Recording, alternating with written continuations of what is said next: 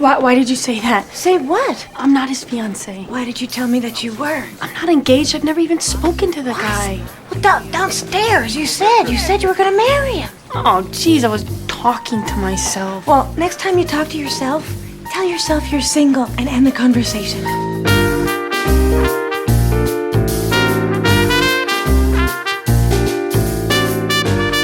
Hi, guys, and welcome to another episode of Hollywood Gold. I'm your host, Daniela Taplin-Lundberg, and I'm here with my right-hand woman, Becca Camerata. How are you, Bex? You know what? I'm great, Daniela, because we are about to do a podcast on my absolute favorite movie of all time. So I'm in a great mood, and I'm very Would you call this a top fiver? Oh, yeah. So listeners, we are about to do a podcast on While You Were Sleeping with producer Jon Glickman. Mm-hmm. And I think that this is a perfect romantic comedy. And not only that, I think it's almost a perfect movie. Just the way it works, the character development, the structure, the twists and turns, the humor, it just works so well that everything about this movie to me is beautiful. Well, you know, I looked at the box office of this film, and the movie made $182 million worldwide, theatrically. I mean, I think a lot of people agree with you, Bex. I did not realize that. So I am so excited to dive in, hear the story of a young Jon Glickman running this film and just being a whippersnapper getting it done. So let's get going. Let's do it.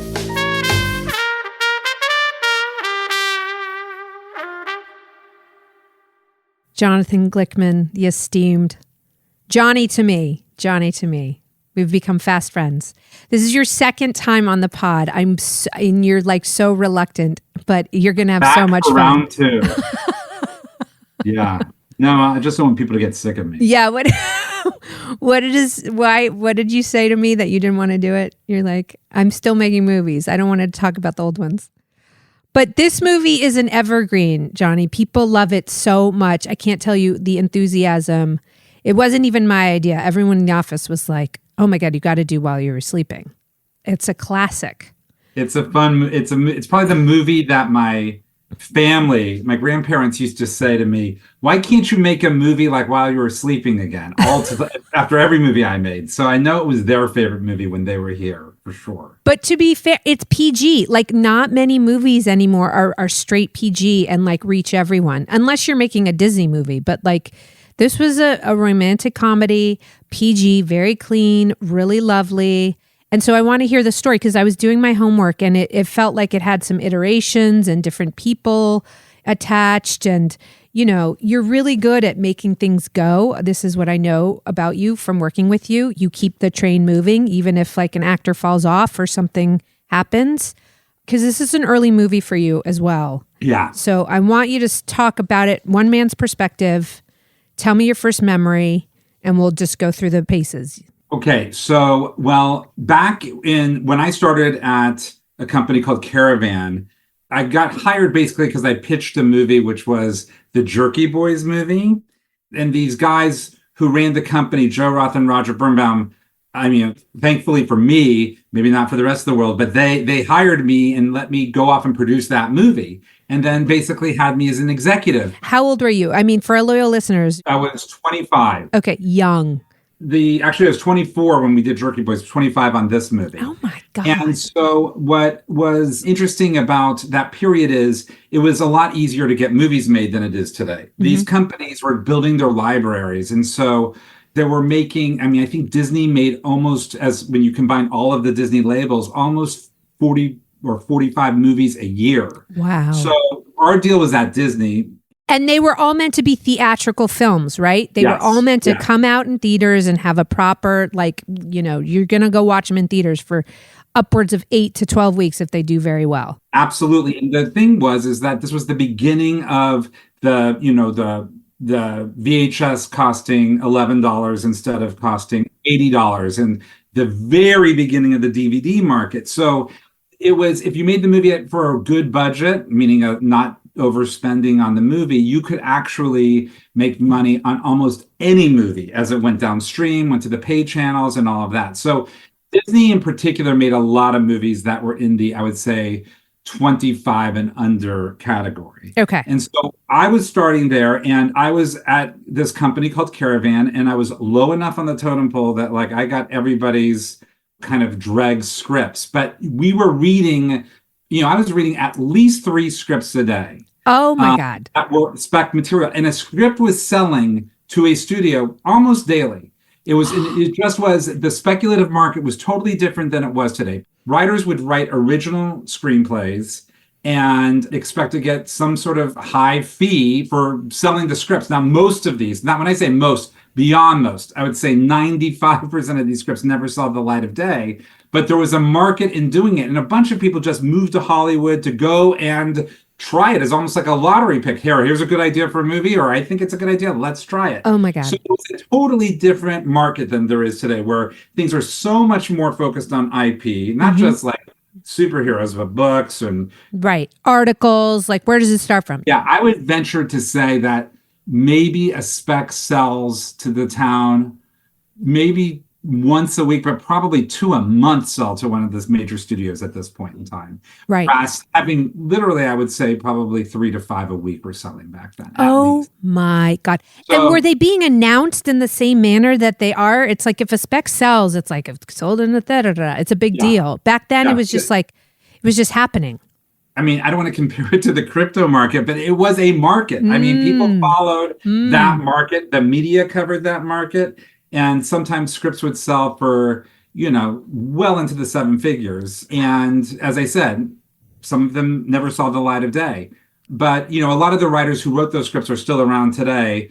And I'm still working with some of those guys. So, but the point is that it was a grind. It was every night reading. And so the movie that I was working on was completed photography. I was back and got submitted this script by these agents at William Morris. And I think they had called the other executives who were more experienced than this junior guy that I was. And they didn't call him back, but I called him back. And they submitted this movie called Coma Guy, which was a spec screenplay. Coma Guy. I love it. Coma Guy. Okay. And it was about a girl that fell in love with a guy who was in a coma. Okay. That was all I knew.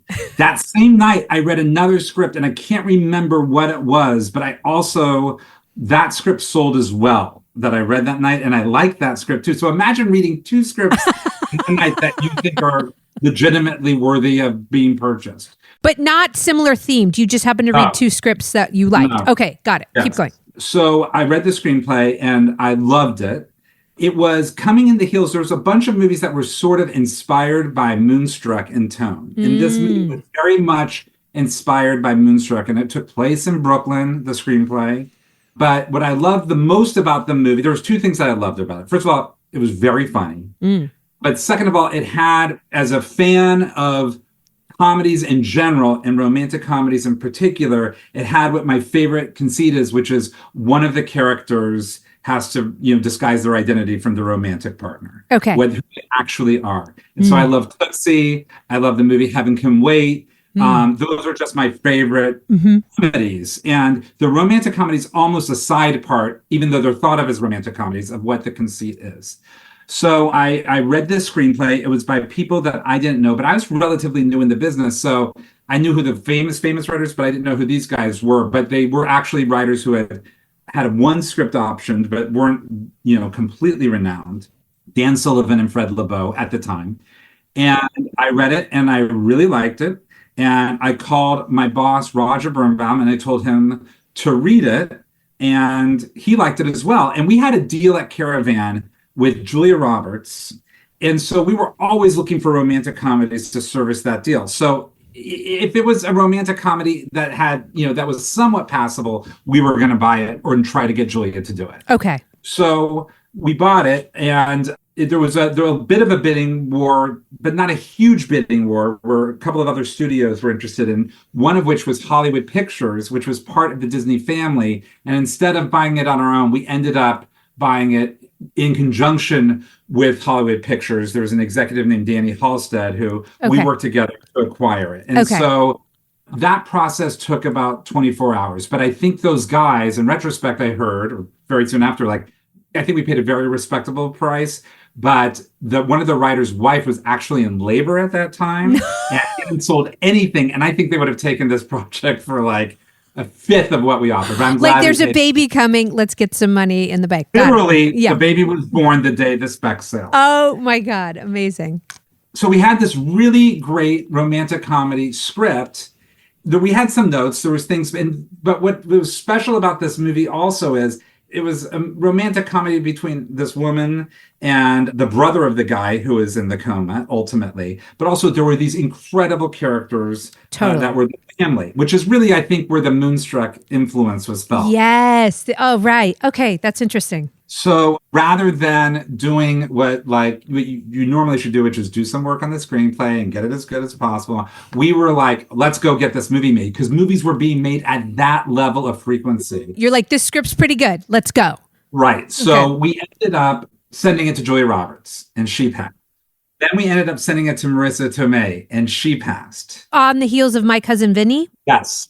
Got it. She was so good in that. Okay. So then we took a pause and we said, all right, maybe we should do a little bit of work. And we did some notes with these writers, and they did a spectacular job with the notes. So they clearly were talented. They took our notes and made the script all the better. They really did a spectacular job with it.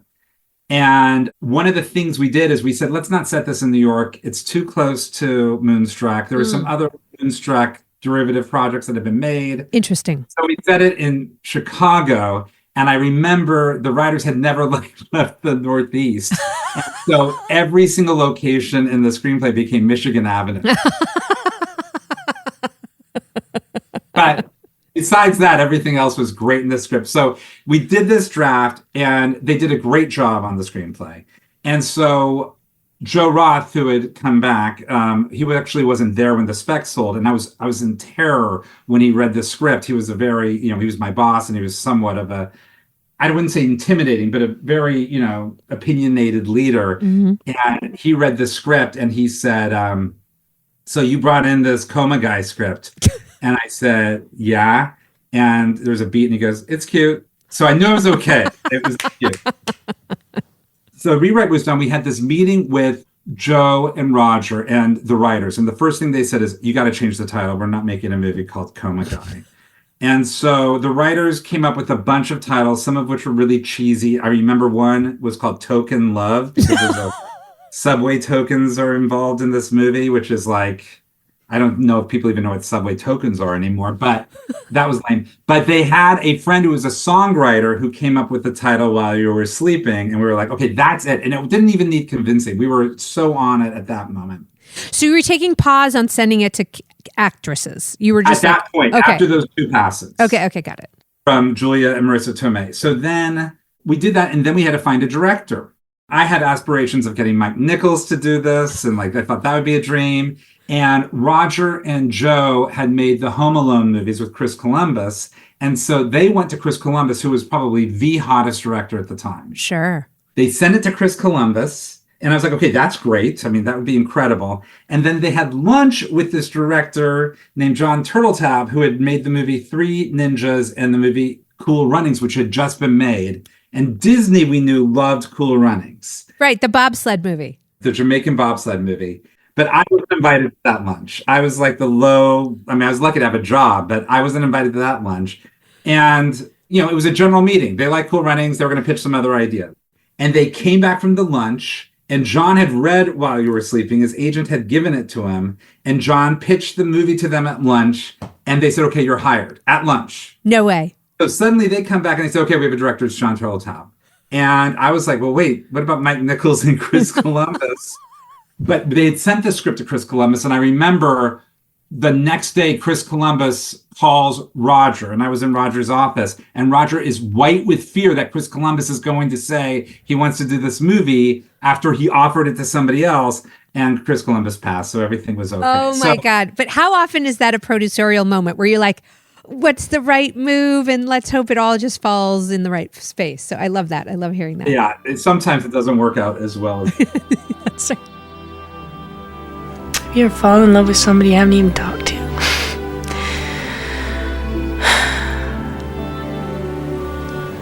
ever been so alone you spend the night confusing a man in a coma?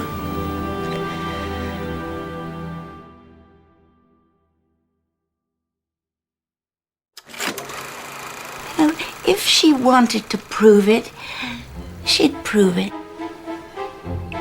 Peter has one testicle.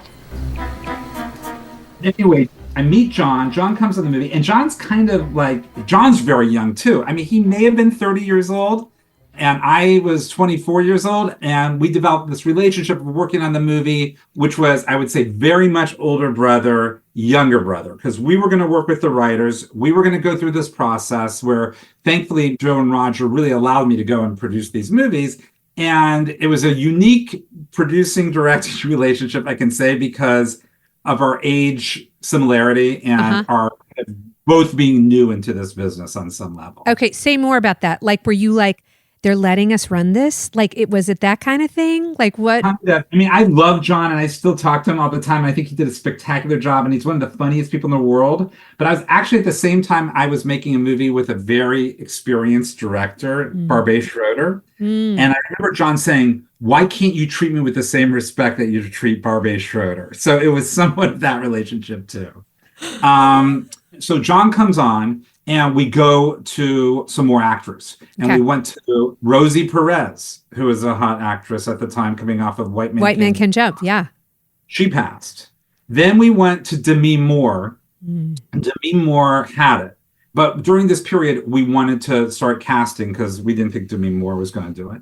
She was like top of her game, right? Like at that point, she was sort of biggest star in Hollywood. Yeah, she was the biggest female star there was.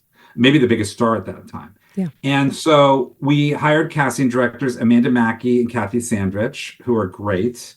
And we started casting just in case if, Demi said no, to see how people read.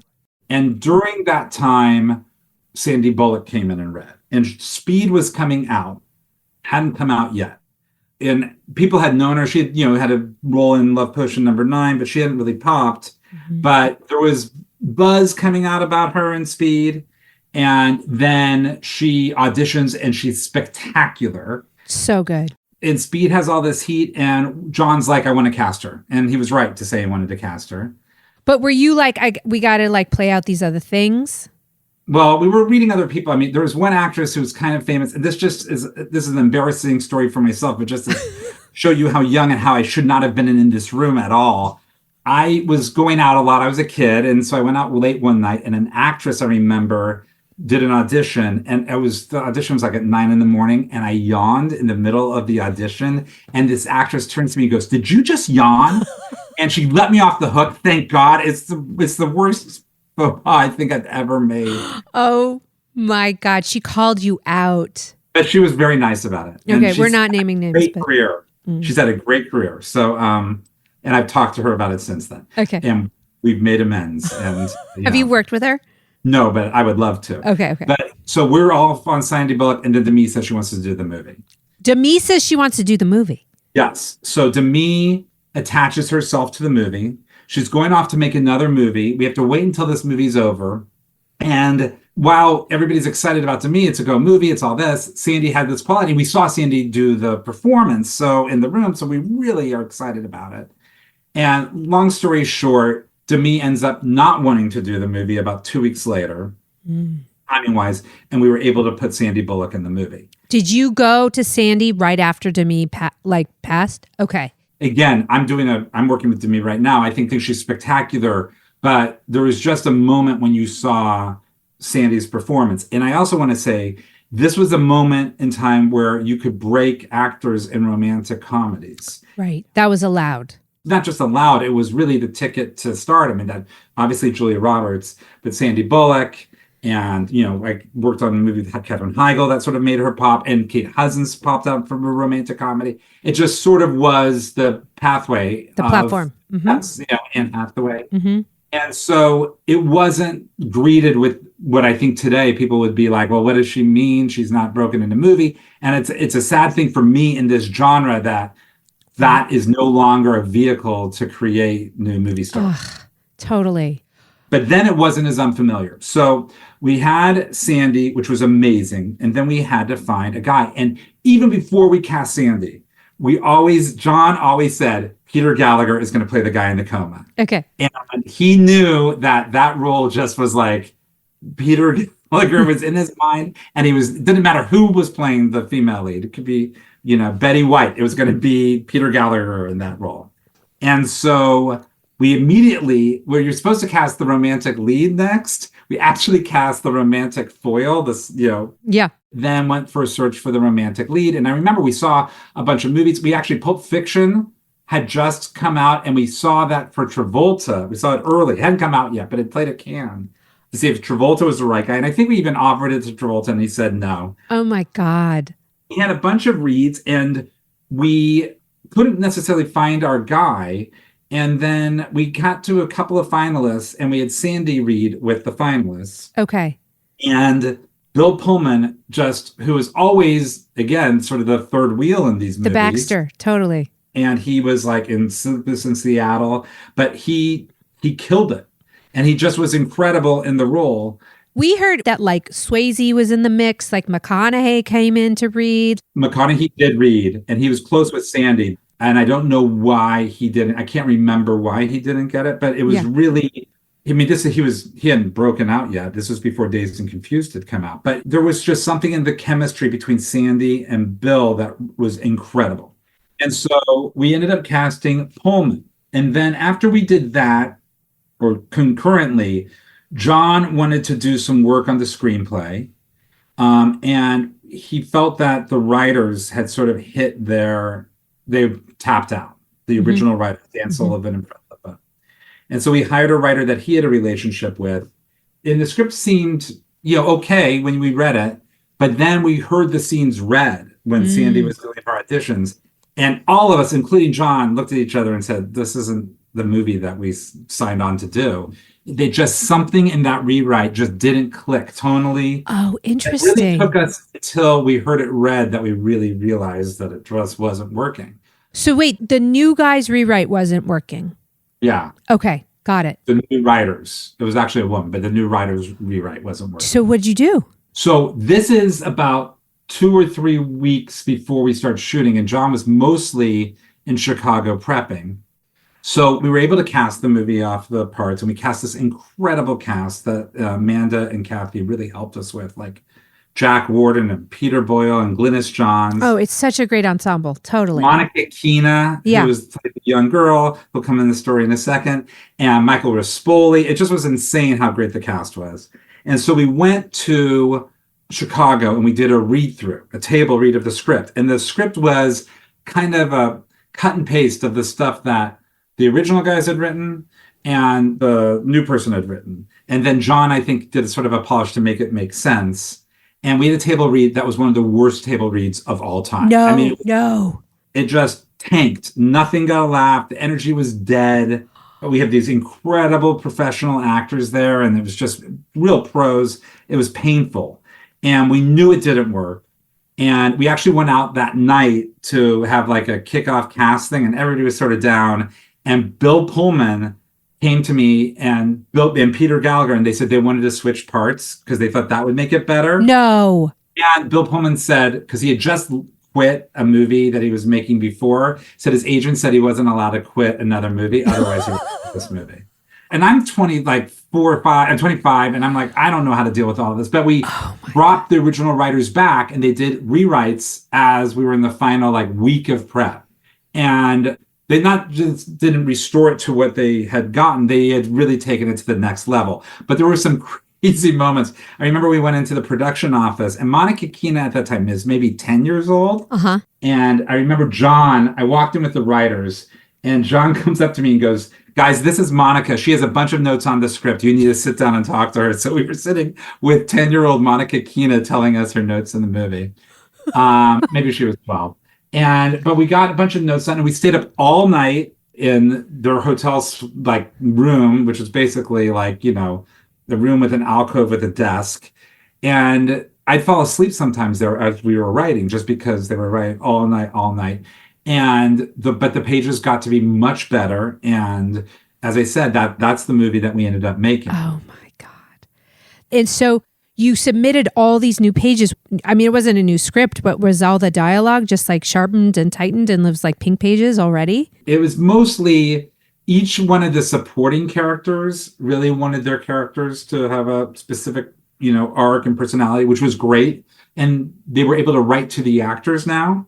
And then the other thing that I think was very helpful was that Pullman got very involved once he got over, being upset, and he was really helpful. There was one other reason, I probably shouldn't tell this, but who cares? Statute of limitations.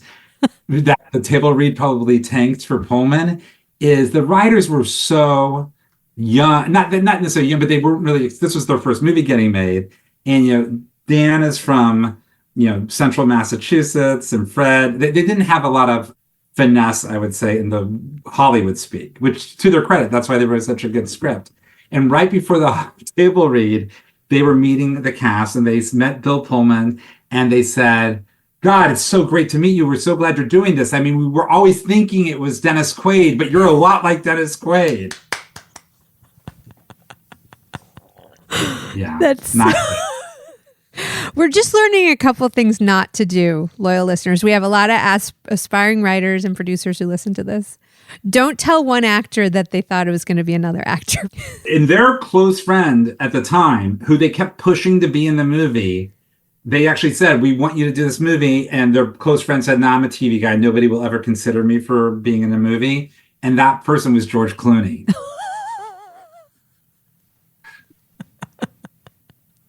Oh, that's so good. But Bill Pullman was so great. And it was such a breakout for him. I think he was a revelation in that role.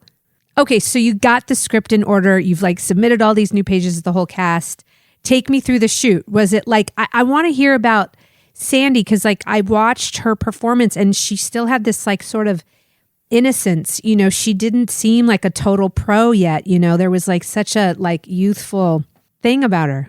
She's definitely she was a pro then. I mean, she's one of the few actors that will not miss a joke. Everything that's supposed to be funny, she'll get it, and she'll still have a lot of pathos and reality. But I think what you're getting at, which is, again, this is why, and it's nothing against Demi Moore as an actor, but why it's better to have new faces, in my opinion, in romantic comedies, is that you believe that person's actually falling in love because you haven't seen them in movies. They're not overexposed. I love that. And so I think that what she had is a freshness that there hadn't been a movie with an actress that looked exactly like her. I mean, she's beautiful, but she's very cute, and she sort of downplays her beauty intentionally, I think, certainly in that movie. And she just was a fresh discovery for the audience to fall in love with her the way the characters in this movie, that family falls in love with her. So she really carried it. And I think that the actual production of the movie was relatively smooth. I know Jon was in a panic. We started in October, I think, in Chicago, and it was 82 degrees, and Jon was in a panic that there was going to be no snow, which he was immediately relieved of that fear when snow went like crazy. And then, Jon is incredibly funny. And he makes sure that the set is incredibly light, but he also brought so much humor to it. He came up with this idea very early on in the movie that a guy on a bicycle was delivering newspapers in the morning and slips on a stretch of ice. How did you guys pull that off, by the way? It looks real. That's fake snow. It didn't snow at that point. So that was a really expensive, for that movie, gag that Jon insisted on having, but it killed. And it was early on in the movie, so people knew you could laugh the entire time you were watching this movie. That gag was so believable. It was a joke for jokes purposes, and I kind of love that. And I think about it a lot especially in comedies, when I work on it, is that you're there to entertain the audience. And this is a reality-based movie. We're not making, a movie like The Naked Gun, or you can go and do it thick to do it. But if they're having a good time, you can tell them a joke that isn't necessarily plot-driven and fun, and just allow yourselves to have the enjoyment of being entertained. I love that. He really pulled that off. Yes. So Jon was really funny. And as I said, the script sort of miraculously came together right before. So there weren't a lot of rewrites on the set at all. And there wasn't much drama in the production of that movie. I mean, it was tough to make the days. It was a tight schedule. Yeah. Chicago really was helpful, and they let us shoot on the L, and they did everything they could to allow us. So, like, did they shut down the L for you guys? That felt like really authentic. They actually shut it down over several weekends to make it possible for us to shoot there. And Sandy and Bill, their dynamic seems very authentic. Like, were they good friends? I think they were friends on the set for sure. And it is almost a friendship in that movie more than it's a straight, like fire, heat. Intense, heat and fire. And I think that's probably why it's PG, the movie. But it's sort of the spirit of that movie is. And I think that once we got to the starting line, Bill was incredible. And he was really, I think he'd been in movies before, and he's been one of my favorite movies ever made, Spaceballs. But he had a chance to really take off and play a leading man. He has a great sense of humor, too. I mean, see Spaceballs or see the movie Ruthless People if you haven't, to see how funny he can be. Oh my God, Ruthless People. We got to do that one. Yeah. And I feel that like Sandy and Bill both brought a reality to those characters to make you feel like, okay, these are real people. They're not unlike Pretty Woman where you have, a prostitute that's at one extreme and a super rich person the other. These were kind of average, everyday humans. Very relatable. And I think that was what was unique about that movie, is that it was these two people that I think people didn't have to aspire to be. They were. And they encapsulated that dimensions. And yet both of them had an incredible sense of humor, so they could be funny. And they always were capable of delivering a joke anytime that, you needed them. Right. Hey, Luce, is this guy bothering you? No. Are you sure? Because it looks like he's leaning.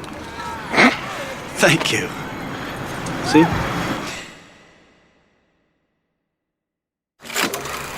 What's this? It's a wedding invitation.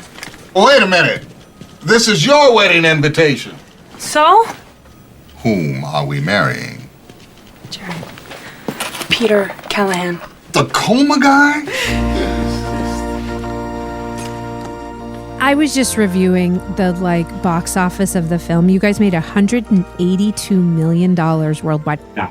My eyes popped. Literally, I was like, what? I must be reading this incorrectly. Was there ever a moment where you thought it would catch such fire? It's a lovely evergreen, but go. So we finished the movie and production on it, and we were in the edit on the movie, and there was some ups and downs during that process, but actually sometimes internally in my company between me and the people I worked with. But Jon really was in command of the movie, and that first cut was really good. Okay. And then we had a research screening of We Were Sleeping scheduled on a Monday or Tuesday. Monday. Okay. And this was in early February. And The Jerky Boys came out in early February. And it opened to number 1 on Friday night and was number 10 on Saturday. And had horrendous reviews. And it was sort of like, I don't know for sure that they said it, but I believe at least in my brain, that Siskel and Ebert, when they reviewed it on television, were like, what idiot thought this was a good idea for a movie? So I thought my career was over. I was 25 and I thought it was done. I mean, I really thought it was over. And then we had the screening for While You Were Sleeping, and that test screening played through the roof. And it was I'd only been to a test screening for The Jerky Boys. So I'd never really seen a spectacular test screening. I didn't even know what it meant that it played so well. But the movie tested in the high 90s. And then it ended up being a situation where I remember the next morning, Joe Roth, who was the head of Disney at the time, who was my boss, but then went over to Disney, basically called me in the morning. He said, okay, you have a reprieve.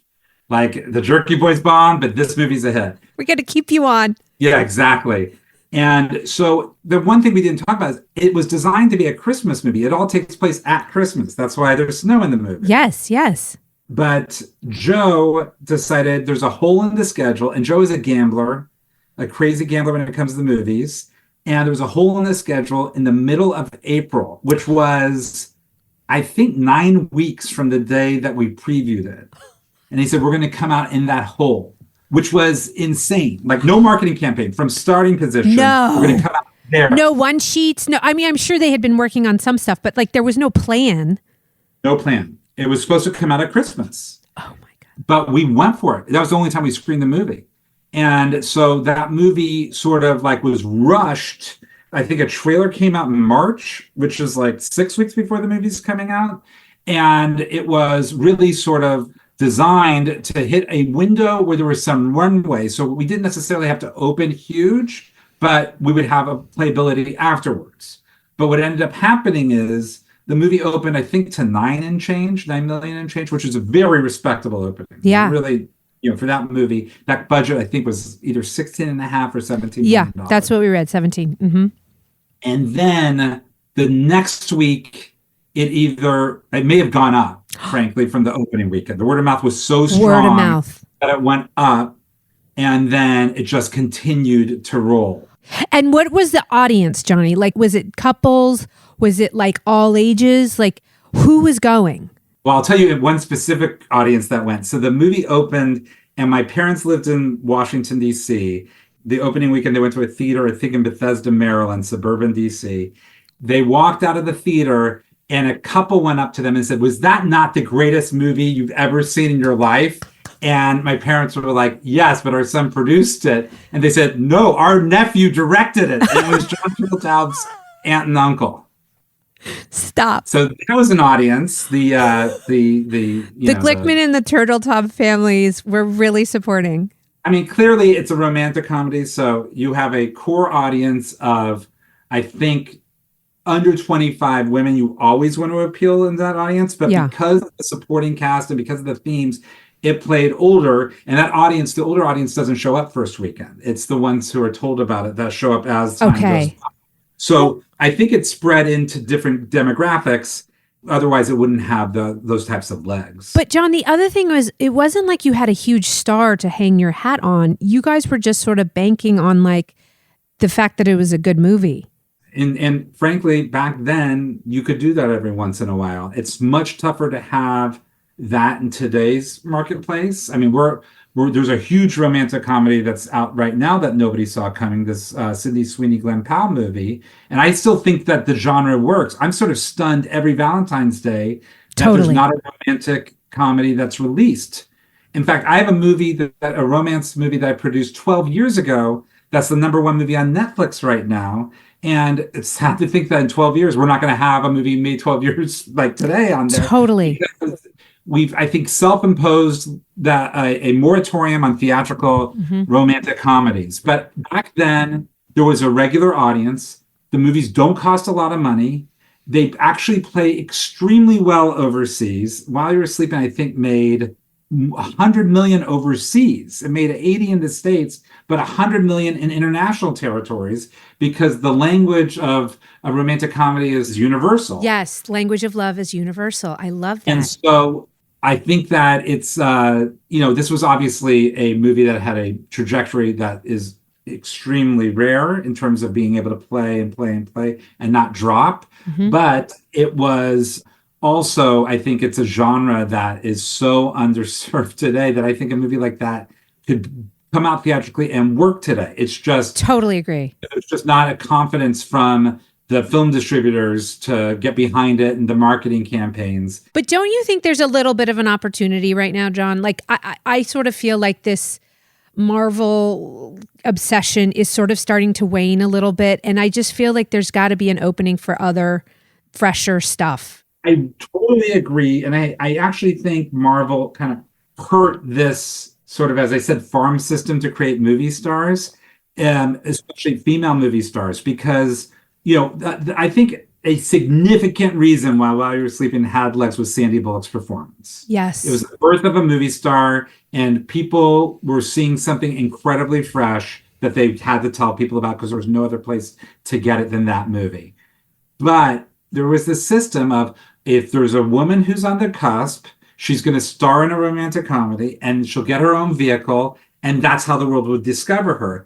And then what happened, I think, in the last 10 years is Marvel became that. The roles that would be in romantic comedies, suddenly the actresses or just the availability of projects, suddenly they decided they wanted to be in Marvel movies. So an actress like Florence Pugh, who probably could have had back in the early 90s or mid 90s or whenever, a romantic comedy vehicle developed around her, is now in Black Widow. And, and there's so many versions of that story of these great actors who just never did it. And that coupled with the proliferation of all of these streaming romantic comedies that aren't necessarily made with the same production value that the theatrical ones are made. Some of them are, but not all of them. Just sort of created this world where we sort of allowed it to be, we kind of created the death of him theatrically. So one of the things great about Will Gluck's movie, Anyone But You, is that it shows that, yes, people will come. But it's still baffling to me. It's Valentine's Day. How can there not be a romantic comedy? Yeah. And again, just to double down on the star creation, like Melanie Griffith was known, but never really had her vehicle until Working Girl. And so I think, we don't have a lot of young movie stars. It's like a real problem in the business in general.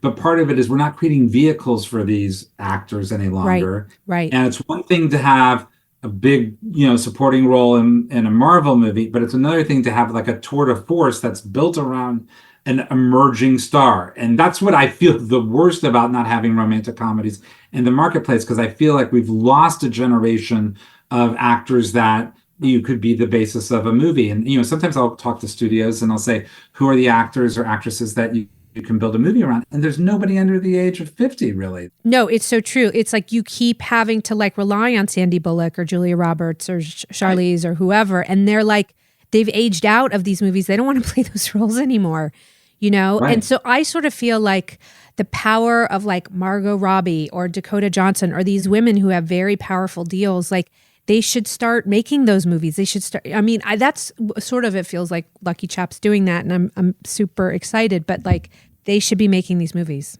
because people want to see them. And it all starts with a great script. And Dan and Fred wrote a great script, and I think that really with a core idea that goes beyond just a romantic comedy. I think that, to me, the best romantic comedies aren't A-plot romantic comedies. They're not all about getting a couple in together. Yes. But that there's something else going on. That's Tootsie. That's Working Girl. Yes. In even, a movie I made later, like 27 Dresses, which I think has, kind of stayed in the conversation also. There's another story going on besides the romance. And 100%. So it requires that. Okay, Johnny. So wrapping up again, I circle back. It's like you've made so many great movies. You've made so many crowd pleasers. You continue to just be an incredible force in this business. But why do you think this movie has the staying power? Why is it this like comfort watch that people just love and will not let go of? Well, first of all, I thank you so much for those kind words. You and my parents can be on the payroll. But I think it's a great story, and it's a wholesome story. It's a Christmas movie, and it sort of has become a Christmas movie now. So there's a perennial aspect of it.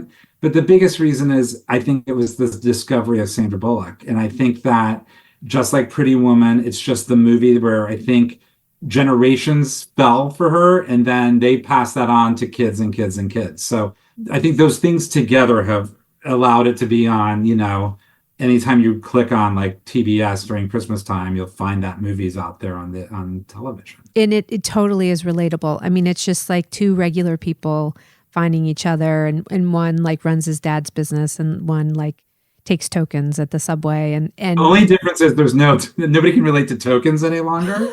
But so I don't think it's a movie that can be remade. But for our young loyal listeners, there was a job in Chicago where a person took your token to let you on the L. So that's a little piece of trivia.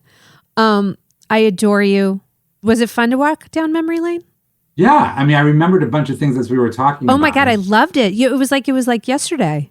Well, the thing that's nice, and I really, it's especially in those early movies, is you remember who you're still talking to in your life that was involved in those days. And like John Turteltaub emailed me 2 days ago about something social, not about anything professional.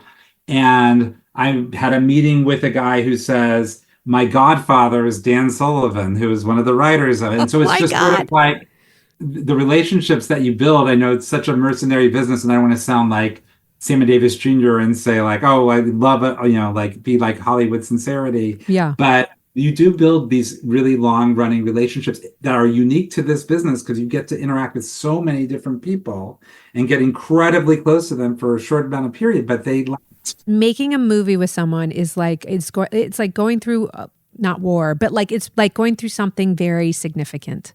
Yeah. And it draws you together. And I find, particularly with the early movies, when you're young and you don't know exactly what you're doing and you're in it with other young people, those are the relationships that have like really stuck.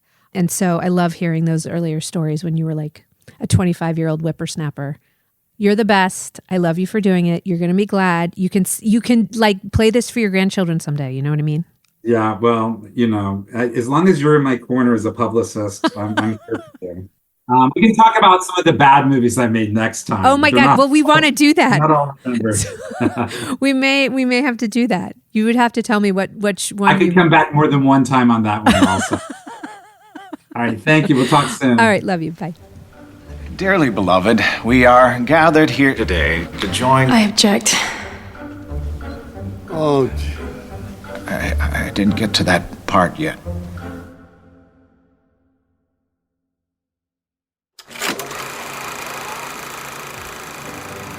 I need to ask you a question. Get down on your knee. It's more romantic. Proposing, let him do it. I am letting him do it. Well, Bex, Jon Glickman, just that guy is just so prolific. He's just like an incredible producer. He's been a studio head. He's seen it all.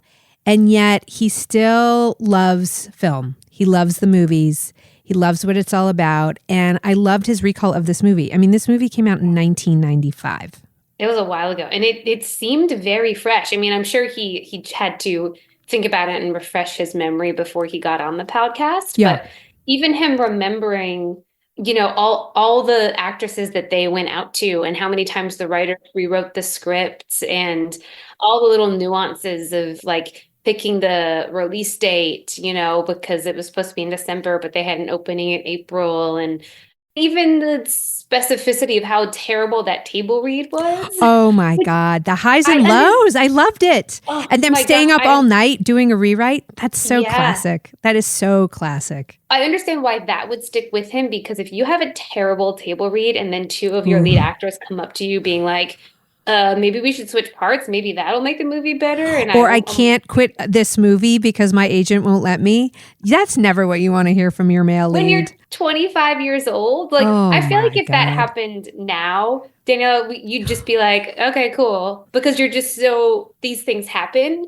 But Right. as a 25-year-old producer running your first movie, that would be terrifying. Talk about being thrown into the deep end.